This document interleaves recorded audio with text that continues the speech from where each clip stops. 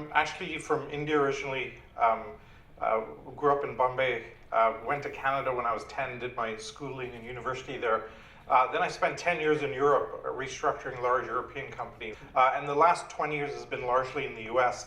I built a couple of technology companies in New York, and I ended up as the head of innovation at Yahoo 10, 12 years ago. Back to Singularity, what we noticed in the basis of the organization is that the doubling pattern that we've seen in computation for 60 years now, we're now seeing that doubling pattern in a dozen technologies. And this is utterly unique. In the history of our world, at any given point, you had maybe one technology accelerating or another. We've never seen this many all moving at the same time. In neuroscience, the resolution at which we can image the brain is doubling every year. The speed at which we can sequence the human genome is doubling every 6 months. And this is kind of incredible to see. So with all these technologies moving and doubling at this pace, we're seeing kind of 4 major dynamics take place. The first is very obvious. We're digitizing the world very, very rapidly. Our memories aren't in our heads anymore, they're in our smartphones, right? All our relationships are now digital via social networks as opposed to analog. 10 years ago, we had maybe 500 million internet-connected devices in the world. We're up today to about 20 billion. We'll be at 50 billion in another couple of years. But this is doubling every year. So we'll go from 50 to 100 to 200 to 400 to 800 billion in the next few years. And very soon, in the next few years, we'll get to 1 trillion. But for sure, the granddaddy of all disruption, and certainly the one thing that will change our lives and have a huge effect for you here in the region, is solar energy. Because it turns out that solar energy is doubling every 22 months in its capability. If you can see the numbers, it's been doing this for 40 years. So for 40 years, we've been doubling the price performance of solar roughly every 2 years. At this pace, we will be able to deliver 100% of global energy supply with solar in 12 years. In 12 years, which would completely change global geopolitics. Right? Oil prices are going to crash in the next couple of years. They will never come back after that. The region will have a huge issue around this. The US will have to find other reasons to go to war because they won't need oil anymore.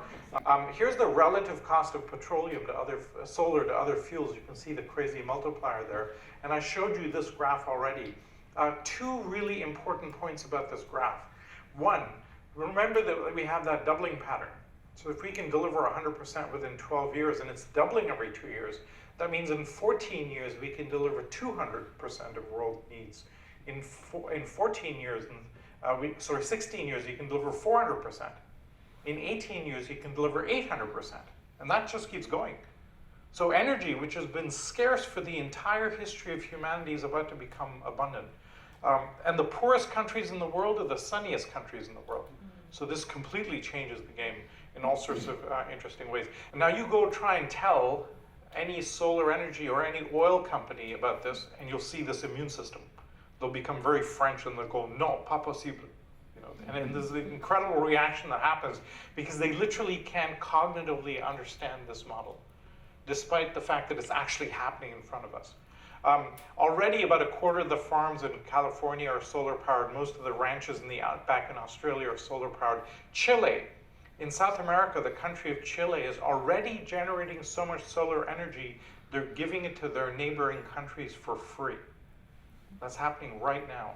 And maybe in the ultimate of all ironies that I've been able to find, the coal museum in Kentucky is using solar panels to power itself. And I just don't know how they look in the mirror on this one. It's just beyond me. But this is actually happening.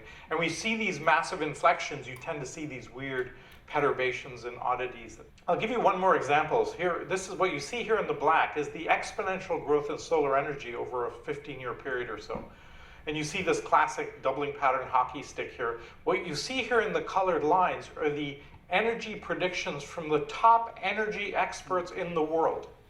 Okay, so the top energy experts from the World International Energy Agency, at this point when the solar was here, they thought, yeah, this is where solar will go.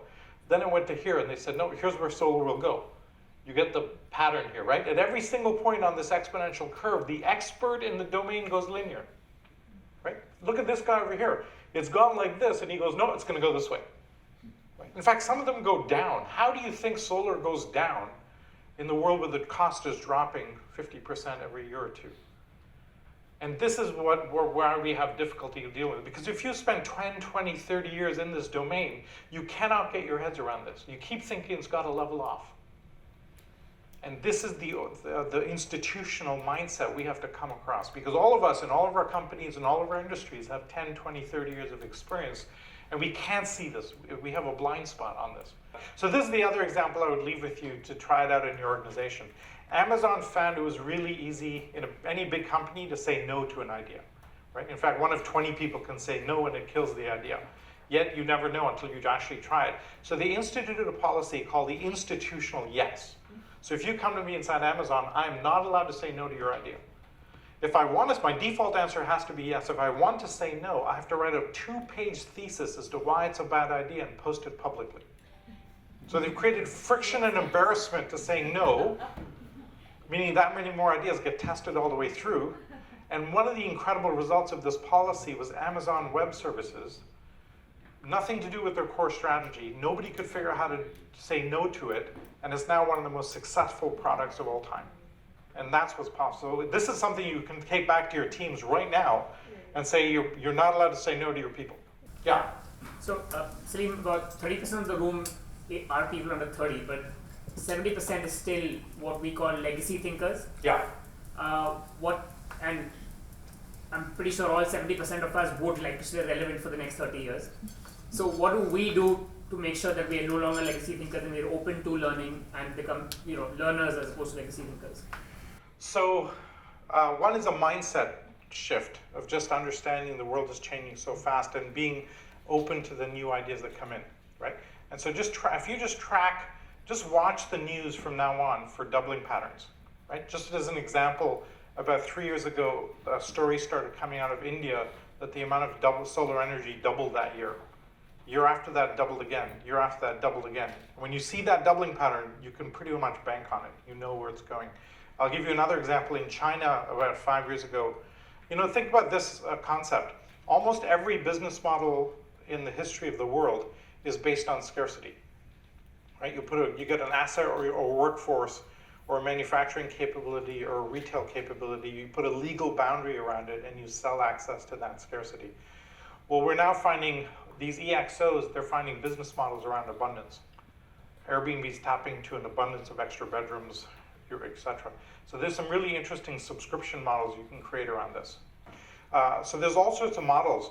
The challenge, I think, and I'm sure what my bet would be, is that you have a vast number of really interesting ideas inside the company already, right? The problem is they're not getting out because the traditional way of thinking about it doesn't allow them to commercialize in the same way. And so the idea behind the sprint and the model that we create is to say, do incremental innovation in the core organization and do disruptive things at the edge. And then the second level of sophistication is when you see something succeeding, don't bring it back in. If it's really disruptive, it will not fit neatly inside the mothership. Spin it off. And that's the second level of business there.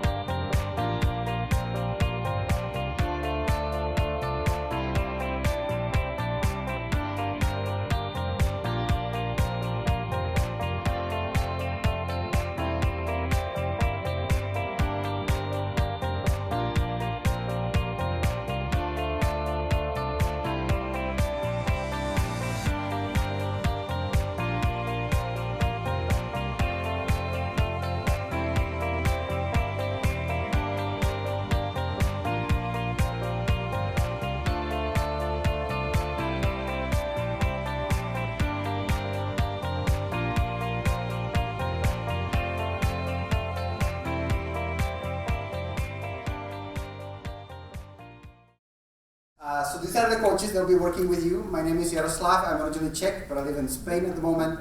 And the next task, so for the remainder of the day, we're going to spend with you actually thinking about your own business and using few of our exercises that are picked from the 10-week sprint. So we're not going to do 10-week sprints in 2 hours, but we're going to do a few of our exercises to help you think about your own company and walk away today with maybe some seeds of ideas that you can start thinking about going forward. Then I'll hear one idea from every table that you've come up with, and then I'll ask you one more questions at the end. So if you can have just from each table, if you can just shout out your MTP. I'll call you one by one, not all at once, but I'll call you one by one. So can we start with this group? The world's personalized lifestyle closet. Great. Make common man a hero. Make common man a hero. And you can see the quality of some of these statements, right? You say that there is something in it powerful, right? The common man a hero. Wow. I mean, and this should be at the quality of the MTP. So whatever MTP you have in the organization, it should be something that doesn't like connect only with people inside a company, but actually connects with anyone. Yeah, to deliver the world what it needs, when it needs. Wouldn't it be great if we always had what I need when I need it? Okay. Ours is make circular fashion accessible to humanity. Very nice. So make circular fashion accessible to humanity. What was one edge MTP here? Empower happiness by simplifying consumption. Great, thank you. So there was the theme about empowerment, happiness, and simplification, and enabling excitement. that's awesome. I'm just going to ask now each one of you, one person from every table, just in 30 seconds, just to summarize the idea. You don't need to speak in detail, you don't need to describe, like the whole thing, but just to try to summarize what you think is one of your ideas that you've had. So let me start here with the core team. So this was a team looking at the current business of apparel. I'm going to say we should own a CSR property or own a cause that we stand for as a group. Right. So your initiative would be To have a cause that we stand for as a group, which is Did you have an idea what it could be? not yet. So we wanted to use 6th Street and create a virtual personalized closet where we use all the club apparel data, and then you can select all the brands that you need for that person's closet and give based on a subscription model, send you, if you're going for an interview, we send you packages based on all the information we have, and then you can pick and choose. So it's also bring it back. So we want the circular economy where you can bring it back, and then we give you discounts on the next, and it flows like that. One of the ideas we spoke about is related to upgrading the store experience. A few things we tackled is one is the optimizing the staffing. So one of the biggest challenges we have today is that we pre-allocate staff to stores, and this is very dynamic because traffic changing all the time and the customer demands changing based either on the hours of the day or even the days in the month and seasons and different locations. So one of the ideas we spoke about, we should centralize this, and it could be something based on the algorithms and the softwares that really give us a very precise data and history about the traffic, and we allocate staff based on an app in their mobile phone, either by brand or even by certain group of brands depending on the size. So this is on the efficiency level. Also linked both on efficiency level and also store experience, same thing related to products, because we are looking at sort of omni-channel friendly and an upgrade experience product. So instead of having stocks available, again, pre-allocating based on an assumption and assumptions, we should be doing something like stockless store, where the customers will just come and try, and probably have smart mirrors, screens, do share on social media, whatever they're trying, and take feedback, and everything will be delivered. There will be no purchase. Purchase will happen in the store, but you can't pick it up, you have to deliver. Great. And that's mostly it. Two great ideas, thank you. And again, both of these ideas, they are using technologies, right? They are making things more efficient, they are adding customer value, but they're also giving you data, right, about what is happening. So I think, even starting to tracking, like the kind of staffing patterns of what is happening can give you some interesting insights about how you can reorganize yourself and everything. Let's now go a little bit to the edge. And if we were completely disrupting your current business, let's see what ideas we have here. So, ready? Yeah. Go for it. Hello everyone. For the edge, we needed an idea which could provide us with the exponential growth, an idea which disrupts. We have talked about every platform which has disrupted a particular industry, say for example Amazon or Alibaba or anyone. We can come up with a platform which summarizes and can have all these platforms. Because say for example, when our MTP was we deliver to the world what it needs and where it needs. Say for example, if you go on Amazon, you get a particular product. You go on Alibaba, you get a particular product. You go to Uber, you get a taxi free. But there is not a single platform which provides you with all the services, all the products, and everything which you need. Say for example, with the help of the machine learning, the social technologies, AI which we are talking about, can you not go on an interface and just type, need to plan a trip to US, and everything is planned, customized, you have everything with you, you don't have to go to Uber. And all these platforms can subscribe to our platform which we are planning to launch. So that is the technology, the use of disruptiveness which we are talking about with the MTP which we said. Great, thank you. And I can see how that totally fits with the MTP that you had, right? So with some of these things, obviously you need to be starting to ask, like, what is your unique advantage, how to actually build it, how you, like all these kind of things, but we won't go there now. But I think it's a great example how you're matching the MTP with a very bold initiative, right? And it's also a good example that it's not limited to your industry. It's not just anymore about clothes and fashion. It's actually something much more meta. So I think it's a very good example of that. We're basically creating a marketplace, a digital marketplace, and providing a platform where designers, like freelance designers, any of them can put their products on, and factories with excess space and unutilized capacity can use their products, make their products, and customers, and sell their products to customers who will subscribe to the platform. And this is basically for sustainable and fashionable products. And our goal is to have it like reusable, recyclable, and at the end we do we have like charity organizations that we work with. So yeah, and we also have like a loyalty program which is based on cryptocurrency that we're going to be using for this platform. Okay.